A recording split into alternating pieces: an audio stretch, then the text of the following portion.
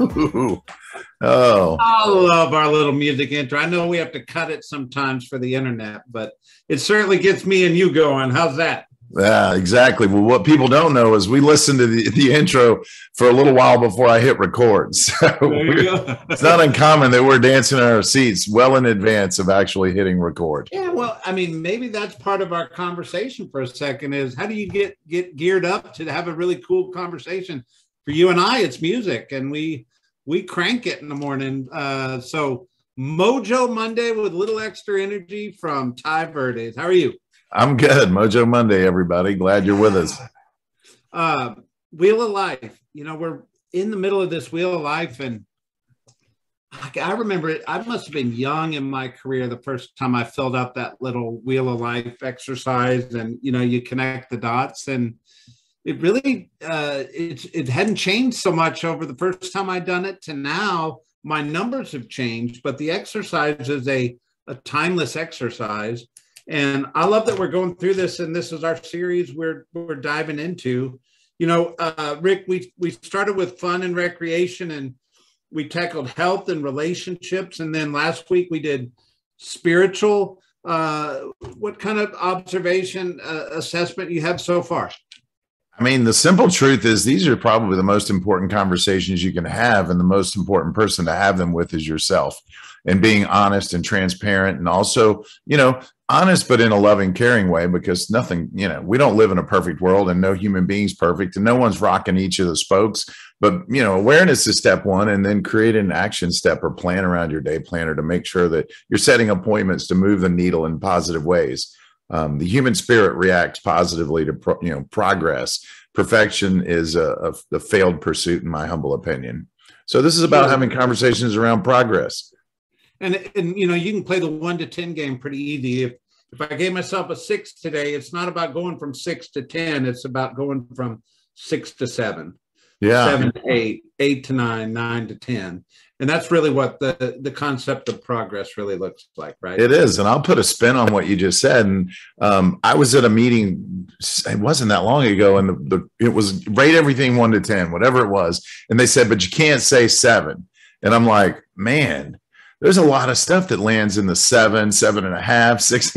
But to say it's a 6 says it's really deficient. To say it's an 8 says you're really on track. So it's not uncommon to pick 7 as a safe landing and then let it ride. And so I think living by that mantra might be a good one. Yeah. So no 7s. It's either a 6 or an 8. And if it's not either, today's your day. We're about to help you step it up. All right. So we're going to jump into career, work, job. I mean, in my mind, they're really the same word, but I mean, how do you define career, work, job? Well, the subtle difference is that a job usually implies that you're working for someone. Work is just the measure of what you do in a given day. So most of our audience, I would assume there's a high degree of, you know, people who consider themselves at least self-employed or commission-based or sales-oriented, possibly business ownership, you know, and in that capacity, that lends itself more to a career or you know, an outcome that's autonomous, that runs itself. And so the career, you know, I think the career is a summation of your life's work. That's the target or the end game.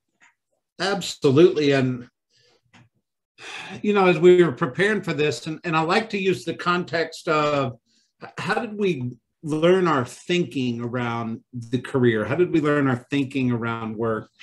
And, we started to think about, like, how much time do we really spend out of our life? Like, what percentage of our time? And, you know, you and I were breaking it down, going, okay, there's 24 hours in the day. You're probably sleeping 8 hours. If you're working 8 hours, that's half your awake hours minimum you're spending in this sector of the Wheel of Life, right?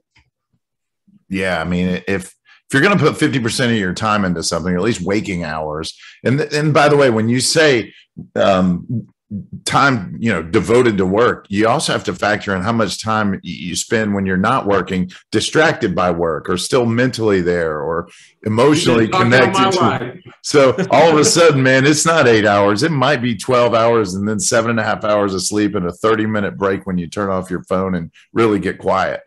So just be aware. I mean, awareness is a big part of this. And the reason I I thought that was an interesting perspective, is because how important is this little slice of the pie around finding something you enjoy? If you're going to spend half your waking hours doing something, wouldn't you want to spend half your waking hours doing something you enjoy, that you're passionate about, and it brings some fulfillment to you? Well, at least in the context of holistic experiences, like everybody has a moment or two in a given day, a week, or a month that you go, God, that was horrible. I can't believe I had to deal with this person or that situation. But when you put it all together, is it an 8, 9, or 10, out of 10? Or is it boiled down to a 1, 2, or 3? And if it is, you might be in the wrong place or the wrong seat on the bus. And that's definitely, a consideration, because life's goal to me is just waking up excited and then going to bed fulfilled. And if you can wake up excited about where you're going most days, and you go to bed feeling fulfilled, at least in the effort and most of the targets that you hit, you're probably in the right place. Yeah. You said right seat on the bus. Now my brain's going to behavior analysis, right? And, we do behavior analysis, but I'm not sure everybody understands why we do it. But the whole point of having a natural behavior that matches your career, because natural behavior just says high energy, low stress. Well, if you're in a career with high energy and low stress, we're 2 thumbs up. But if you're rocking a career and your intelligence may be able to help you succeed in it, but you're living with a high level of stress, or it zaps your energy, the other half of your day is not great, because you go home exhausted, and it's just not a healthy marriage around who you are as an individual and what you're trying to do for a living. Well, and dissect it into healthy versus unhealthy stress. I think that's important too. I think to some degree, I operate best with some degree of stress. Like I need a little bit of compelling, fear about what won't happen if I don't reach in, step in, or do something more immediate. The longer the runway, the more the procrastination, and the less urgent, the less impressive I become, to be honest. And most humans live in that space. So just, be careful saying just stress in general is bad, but if it's unhealthy stress and it's something you're dragging around like a 1,000-pound bag of rocks, and it's just creating debilitation in your personal life and in your health, that's another story. 100%. And at the end of the day, time is about efficiency, right? And we talk a lot about the 80-20 rule and being efficient with our time. How does that really relate to this concept of career or work? Well, inside of your job, just because, so this is real important. Make sure you analyze your day planner and figure out where you're in your strength zone first, which goes back to your bringing up the, personality profile, your skills assessment, or natural aptitudes. And then pay real close attention to how much time you're investing in that strength zone. And the only reason that's important is that those are the things that require the least amount of manufactured energy and effort. It'll come naturally. You just wake up. If you're a people person, hanging out with people's easy. If you're more of a number cruncher and a computer programming type person, man, you'd rather hug a computer, and that's cool. But if you force that person into a room with 1,000 people every day, all day, it's going to wear them down fast. So make sure you're getting energy from the type of work you're doing, but also realize inside your day planner, we make choices every day in how and where we invest our time. And the 80-20 rule is important, because if you recognize the things that have the highest dollar productive or return, and you do those things first, the rest is far less important. And it's not that they're irrelevant, but they can get done later, and they're not going to, harm your economic model, your capacity to earn a great living. There you go. And what I'm hearing you say is it's about finding that ease, that efficiency, that sweet spot, right?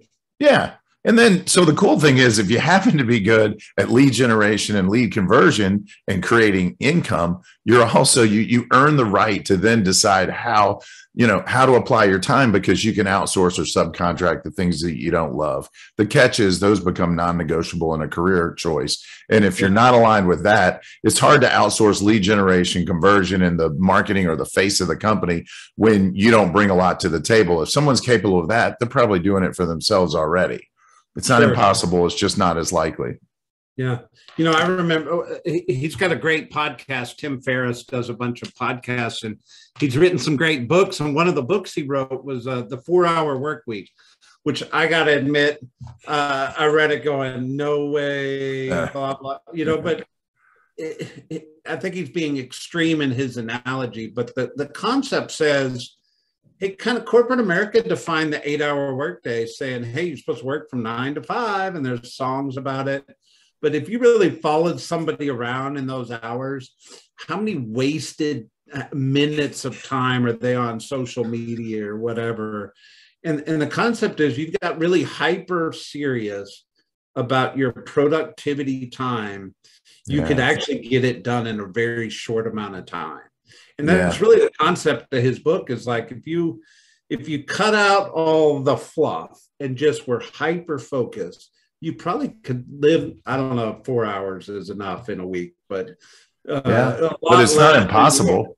No. I mean, think about it. Just fathom for a second that if you're really good at lead creation, which is creating relationships, compelling people with needs that you could solve, and then you had a back office that fulfilled all of those needs, it's not inconceivable that 4 or 5 hours a day, you could generate enough leads to share the commission with someone who goes out and does the legwork. Not an inconceivable thought. That's the premise behind the MRA book, that at some point in the Millionaire Real Estate Agent book, you elevate to level 5, 6, or 7, where you actually replace yourself and you've got an action, oriented team that goes out and handles fulfillment. And there's a couple, this is a funny thing. You just triggered a thought too. There's a couple in Woodstock, and I'm drawing a blank on their names, and I apologize for that, but they'll probably know and call me. That they came up to me, and I think they'll remember this. This is probably 4 years ago. And he said, we're going on vacation again. And I said, yeah, I've noticed that on social media. You spend a lot of time vacationing with your beautiful wife. And he said, yeah, we're figuring out the more, he goes, every time we go on vacation, we write 2 or 3 deals, we close 2 or 3 deals. He goes, we're ridiculously productive. And he said, it's uncanny. And I said, well, maybe the secret is taking more vacations. So that, and kind of relating back to what you said, what if you acted what if you treated each day as if you were like, Brett, you and I were going to show up and we're shadowing you and we're going to sit over your shoulder. How would you operate in that given 8-hour span? What would be different? I'd be a rock star, because I would be fear of the look over my shoulder. Well, the wrath of scrutiny from somebody you care about. But there's no difference in the pressure that goes with going on a vacation, where you're time bound to go, if it doesn't happen today, I'm going to be on a cruise in the middle of the Caribbean without internet or cell phone for 6 days. It's amazing what happens. So back to the 4-hour work week, the reason it expands to 8, 10, or 12 is we let it. Yeah.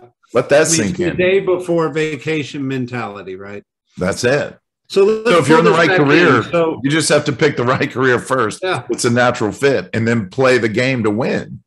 Yeah. So Rick, I'm going to ask you, and since I can't use the number 7, what if I'm rating my career as a 6? What's your advice to me?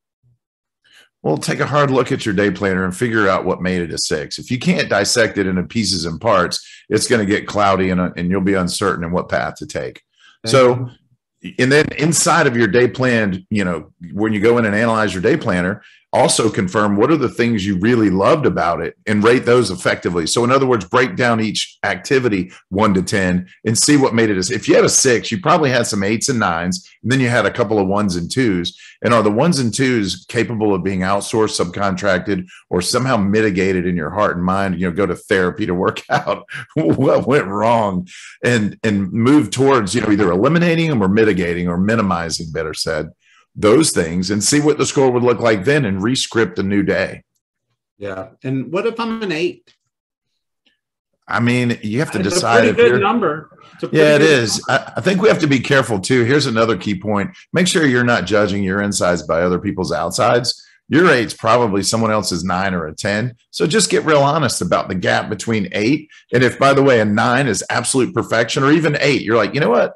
I'll never be a 10, because when I think 10, I think of this person who's living their best life ever, who's, 10 years ahead of me and planted more seeds, and, the fruit of their crops has shown up and I'm just not there. And anyway, just be careful how you gauge that 8. But if you're happy with an 8, maybe the strategy in that category or quadrant is just stay the course. Just keep it coming. And recognize your 8's really a 10 if it's the goal. That's the bottom line. A 10 is nothing more than your penultimate best for you. There you go. Well, listen, this has been a great conversation, because honestly, this is a big chunk of our day. And this is a big part of our interaction with probably most of the people that actually watch our our Mojo Monday is we are the career slice of their pie, and we love being in business with them. We love what we do. We hope they love what they do. And if not, we certainly want to help them move from a 6, we're skipping 7s to 8s, or an 8 to a 10, right? Yeah. So honest assessment's what I'm hearing you say. And then be efficient with your time. Make sure it's a great match. Make sure you want to be on the right seat on the right bus, of course. But at the end of the day, it's progress, not perfection. And find your way forward from a 6 to an 8, or an 8 to a 9, or a 9 to a 10. Yeah. And seek wise counsel. Consult with people around you that you know and trust, around ways that you can improve, a better tomorrow. We're a community of people that care, and a community that naturally gives and shares. So take advantage of that culture that we have inside of our company. There you go. Rick Hale, Mojo Monday, sir. Mojo Monday, my friend. See you, Brett. Hope you guys have an amazing week.